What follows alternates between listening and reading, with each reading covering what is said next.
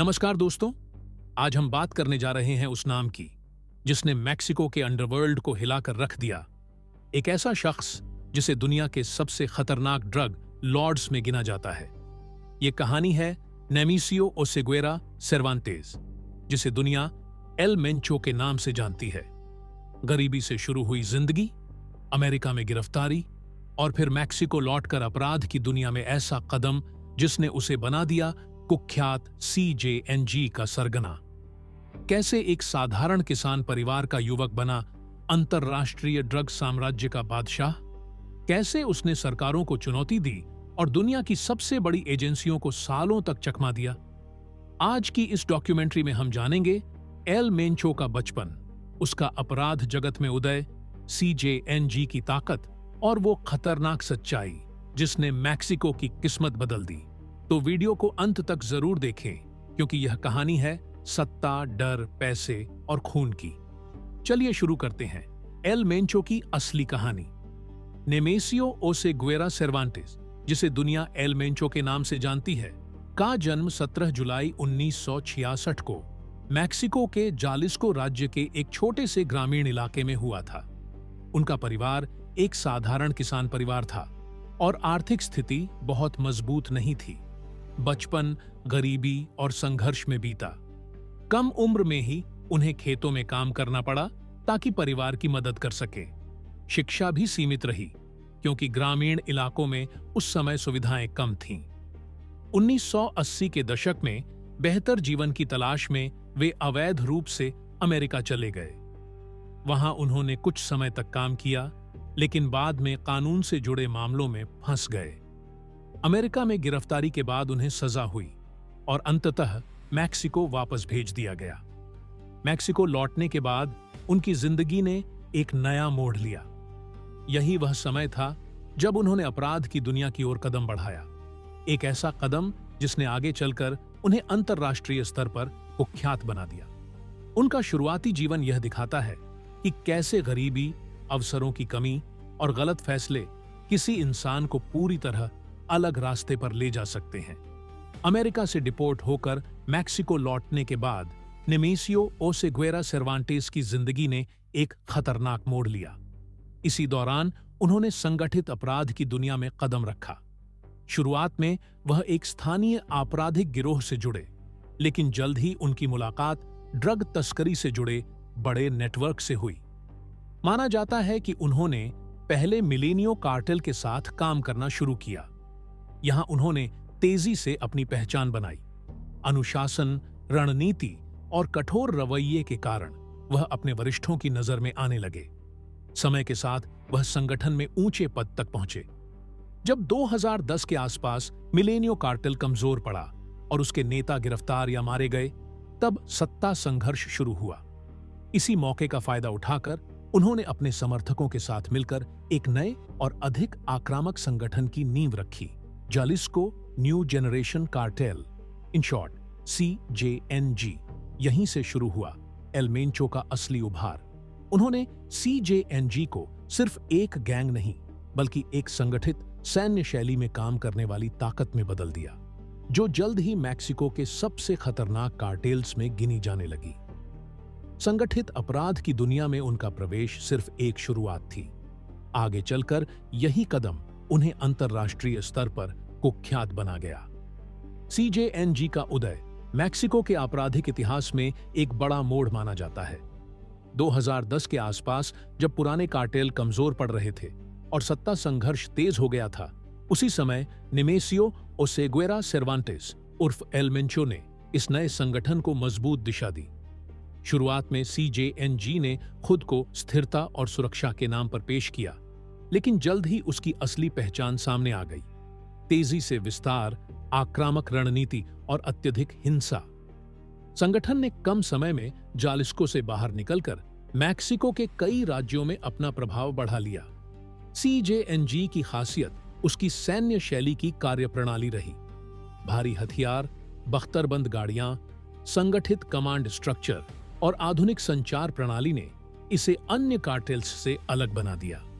2015 में मैक्सिकन सुरक्षा बलों के खिलाफ हुई बड़ी कार्रवाई, जिसमें एक सैन्य हेलीकॉप्टर गिराया गया, ने पूरे देश को चौंका दिया और CJNG की ताकत को दुनिया के सामने ला दिया।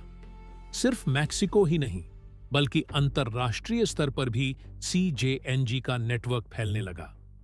ड्रग तस्करी, मनी लॉन्ड्रिंग और अवैध हथियारों के कारोबार के जरिए संगठन ने विशाल आर्थिक शक्ति हासिल की। कुछ ही वर्षों में CJNG मैक्सिको के सबसे प्रभावशाली और खतरनाक ड्रग कार्टेल्स में से एक बन गया और इसका नेतृत्व कर रहे थे एल मेंचो, जिनका नाम वैश्विक स्तर पर अपराध की दुनिया में गूंजने लगा। समय के साथ CJNG ने सिर्फ मैक्सिको तक सीमित रहने के बजाय अपना नेटवर्क अंतर्राष्ट्रीय स्तर तक फैला दिया। एल मेंचो के नेतृत्व में यह संगठन वैश्विक ड्रग तस्करी के बड़े खिलाड़ियों में शामिल हो गया। CJNG पर आरोप है कि वह मुख्य रूप से मेथाम्फेटामिन, कोकीन, हेरोइन और खासकर फेंटानिल जैसे खतरनाक सिंथेटिक ड्रग्स का उत्पादन और तस्करी करता है। फेंटानिल की तस्करी ने इसे अमेरिका में ओपियोइड संकट से भी जोड़ दिया, जिससे इसकी अंतर्राष्ट्रीय पहचान और भी खतरनाक बन गई। इस संगठन ने अमेरिका में मजबूत वितरण नेटवर्क तैयार किया, जहां से ड्रग्स की बड़ी खेप विभिन्न राज्यों तक पहुंचाई जाती रही। इसके अलावा यूरोप और एशिया के कुछ हिस्सों में भी इसके संपर्क और सप्लाई चेन की बात सामने आई। अंतर्राष्ट्रीय मनी लॉन्ड्रिंग नेटवर्क के जरिए अवैध कमाई को कानूनी व्यवसायों में बदला जाता था। अमेरिकी सरकार और अन्य अंतर्राष्ट्रीय एजेंसियों ने एल मेंचो की गिरफ्तारी के लिए करोड़ों डॉलर का इनाम घोषित किया। वह दुनिया के सबसे वांछित अपराधियों की सूची में शामिल हो गया। इस तरह CJNG का विस्तार केवल एक स्थानीय गैंग की कहानी नहीं रहा, यह एक वैश्विक ड्रग साम्राज्य की कहानी बन गया, जिसने कई देशों की सुरक्षा और सामाजिक ढांचे को प्रभावित किया। जलिस्को न्यू जनरेशन कार्टेल का नाम सिर्फ तस्करी के लिए नहीं, बल्कि उसकी चरम हिंसा के लिए भी जाना जाता है। संगठन ने अपने विस्तार के दौरान प्रतिद्वंद्वी कार्टेल्स के खिलाफ खुली जंग छेड़ दी। कई राज्यों में इलाके और ड्रग रूट्स पर कब्जे को लेकर खूनी संघर्ष हुए, जिनमें बड़ी संख्या में लोग मारे गए। एल मेंचो के नेतृत्व में CJNG ने सैन्य शैली की रणनीति अपनाई। भारी हथियारों, बख्तरबंद गाड़ियों और प्रशिक्षित लड़ाकों के साथ यह संगठन सीधे सुरक्षा बलों को चुनौती देने लगा। 2015 में मैक्सिकन सेना के एक हेलीकॉप्टर को गिराए जाने की घटना ने पूरे देश को हिला दिया और यह दिखा दिया कि यह कार्टेल कितनी संगठित और आक्रामक शक्ति बन चुका है। सत्ता संघर्ष केवल प्रतिद्वंद्वी गिरोहों तक सीमित नहीं रहा। कई जगहों पर स्थानीय प्रशासन, पुलिस और समुदाय भी इस हिंसा की चपेट में आए। कुछ क्षेत्रों में नागरिकों को जबरन समर्थन देने या डर के माहौल में रहने के लिए मजबूर किया गया। इन संघर्षों ने मैक्सिको के कई इलाकों को अस्थिर कर दिया। CJNG का उदय केवल आर्थिक शक्ति का नहीं, बल्कि भय और खून से भरे वर्चस्व का प्रतीक बन गया, जहां सत्ता की लड़ाई ने आम जनता की जिंदगी को सबसे ज्यादा प्रभावित किया। एल मेंचो को आज दुनिया के सबसे वांछित अपराधियों में गिना जाता है। मैक्सिको और अमेरिका की सुरक्षा एजेंसियों ने उसकी गिरफ्तारी के लिए बड़े स्तर पर अभियान चलाए हैं। उस पर करोड़ों डॉलर का इनाम घोषित किया जा चुका है, लेकिन वर्षों की कोशिशों के बावजूद वह कानून के हाथ नहीं आ सका। कहा जाता है कि वह लगातार अपनी लोकेशन बदलता रहता है और उसके पास एक मजबूत सुरक्षा घेरा होता है। पहाड़ी और ग्रामीण इलाकों में छिपकर रहना, सीमित सार्वजनिक उपस्थिति और बेहद गुप्त संचार प्रणाली, ये सब उसकी पकड़ से दूर रहने की रणनीति का हिस्सा माने जाते हैं। कई बार अफवाहें फैलीं कि वह घायल है या गंभीर रूप से बीमार है, लेकिन उसकी आधिकारिक पुष्टि नहीं हो पाई। यही रहस्य उसके नाम के चारों ओर एक डर और मिथक का माहौल बना देता है। इस बीच CJNG लगातार सक्रिय रहा, जिससे यह सवाल और गहरा हो जाता है, क्या संगठन पूरी तरह उसी के नियंत्रण में है या उसने पहले से एक ऐसा ढांचा तैयार कर लिया है जो उसके बिना भी काम करता रहेगा? एल मेंचो की कहानी का यह अध्याय केवल अपराध की नहीं, बल्कि उस रहस्यमयी छवि की भी है जिसने उसे कानून की पकड़ से दूर रखा और दुनिया के सामने एक अनसुलझी पहेली बना दिया। एल मेंचो की पहचान केवल एक ड्रग सरगना के रूप में ही नहीं, बल्कि एक रहस्यमयी और भयावह छवि के रूप में भी बनी।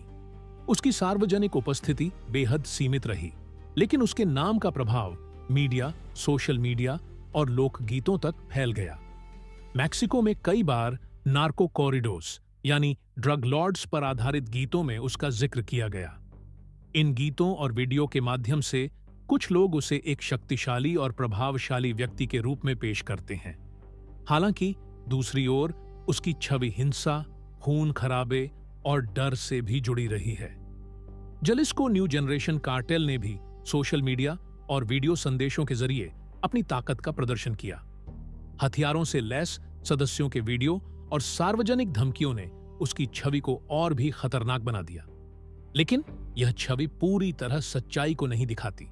जहां कुछ लोग उसे एक रणनीतिक दिमाग के रूप में देखते हैं, वहीं कई समुदाय उसके नाम से जुड़ी हिंसा और भय का सामना करते रहे हैं। इस तरह एल मेंचो की सार्वजनिक छवि दो पहलुओं में बंटी हुई है। एक तरफ शक्ति और रहस्य का मिथक और दूसरी तरफ डर और विनाश की वास्तविकता। यही विरोधाभास उसकी कहानी को और भी जटिल और चर्चा का विषय बनाता है। CJNG के उभार ने मेक्सिको के कई राज्यों में सुरक्षा स्थिति को गहराई से प्रभावित किया। जिन इलाकों में संगठन ने अपना विस्तार किया, वहां हिंसा, अपहरण, जबरन वसूली और गैंग संघर्षों की घटनाएं बढ़ीं। आम नागरिक अक्सर इन सत्ता संघर्षों के बीच फंस गए। एल मेंचो के नेतृत्व में CJNG ने ड्रग रूट्स और क्षेत्रों पर नियंत्रण पाने के लिए खुली टक्कर ली। इससे कई क्षेत्रों में अस्थिरता बढ़ी और स्थानीय अर्थव्यवस्था प्रभावित हुई। छोटे व्यापारियों और ग्रामीण समुदायों को डर और दबाव के माहौल में जीना पड़ा। सरकार ने भी बड़े पैमाने पर सैन्य और पुलिस अभियान चलाए, लेकिन इन अभियानों से कभी-कभी हिंसा और बढ़ गई, क्योंकि कार्टेल्स ने जवाबी हमले किए। इस संघर्ष ने मेक्सिको के सामाजिक ढांचे पर गहरा असर डाला। परिवार विस्थापित हुए, युवाओं को अपराध की दुनिया में खींचा गया और कई क्षेत्रों में कानून व्यवस्था चुनौतीपूर्ण हो गई। अंतर्राष्ट्रीय स्तर पर भी इसका प्रभाव पड़ा, खासकर अमेरिका के साथ संबंधों में, जहां ड्रग तस्करी और फेंटानिल संकट को लेकर दबाव बढ़ा। इस प्रकार एल मेंचो और CJNG की कहानी केवल एक अपराध संगठन की नहीं है। यह मेक्सिको की सुरक्षा, समाज और भविष्य पर पड़े गहरे प्रभाव की कहानी भी है। 22 फरवरी 2026 जालिस्को के पहाड़ी इलाके टापाल्पा में सुबह का माहौल असामान्य रूप से तनावपूर्ण था। खुफिया सूचनाओं के आधार पर मैक्सिकन सेना ने एक बड़ा ऑपरेशन शुरू किया। बताया जाता है कि इस कार्रवाई में अमेरिकी खुफिया एजेंसियों की भी तकनीकी सहायता शामिल थी। इसी अभियान के दौरान एल मेंचो गंभीर रूप से घायल हो गया। मुठभेड़ तेज और खतरनाक थी। गोलियों की बौछार के बीच उसे पकड़ लिया गया, लेकिन उसकी हालत नाजुक थी। उसे तुरंत हेलीकॉप्टर के जरिए मेक्सिको सिटी ले जाया जा रहा था, पर रास्ते में ही उसने दम तोड़ दिया। उसकी मौत की खबर जैसे ही फैली, पूरे क्षेत्र में उथल-पुथल मच गई। CJNG ने तुरंत जवाबी कार्रवाई शुरू कर दी। कई शहरों में सड़कों को जला दी गई गाड़ियों से बंद कर दिया गया।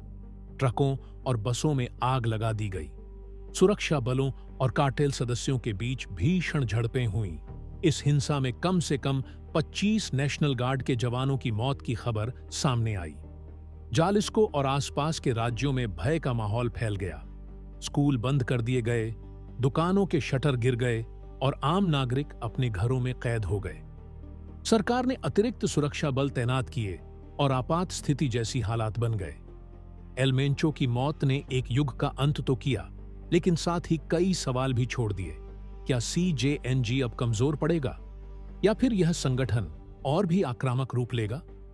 उसका अंत गोलियों के बीच हुआ, लेकिन उसकी विरासत, हिंसा, भय और संगठित अपराध का जाल मेक्सिको के इतिहास में लंबे समय तक याद किया जाएगा। तो दोस्तों, यह थी कहानी नेमेसियो ओसेगुएरा सर्वांतेस उर्फ एल मेंचो की।